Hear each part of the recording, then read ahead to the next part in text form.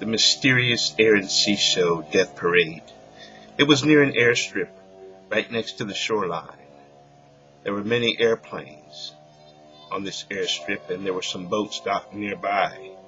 Yet the weather was very boisterous, high winds and thick dark clouds, small funnel clouds here and there darting up into the atmosphere. There was some concern about the air and sea show that was to take place due to the extremely hazardous weather conditions. You could barely see the sun piercing through these small quarter-sized holes with the thick clouds moving fastly by. You could see the sun piercing through little bit by little bit. I wanted to take pictures. There were people there with their cameras and cell phones taking pictures. There were so many people I couldn't see in front of me hardly. I did see one airplane trying to take off.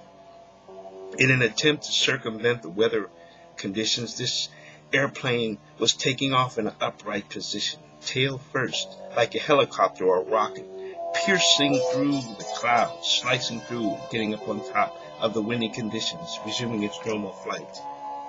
Then my attention was directed to the announcement I heard about the parade. The parade was ready to start. The parade was ready to start. I went to the parade ground and I could see the procession, and leading the parade was the Grand Master himself, the Grand Master, the Grand Marshal, Death.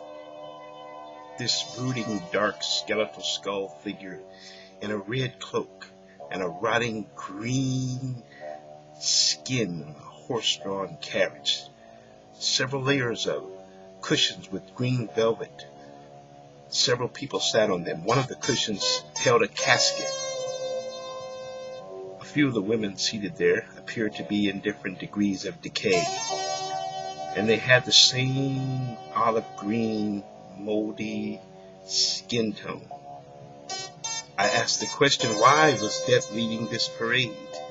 One of the Halloween goblin-faced ladies gave me an answer that was unsatisfactorily explained, and we talked.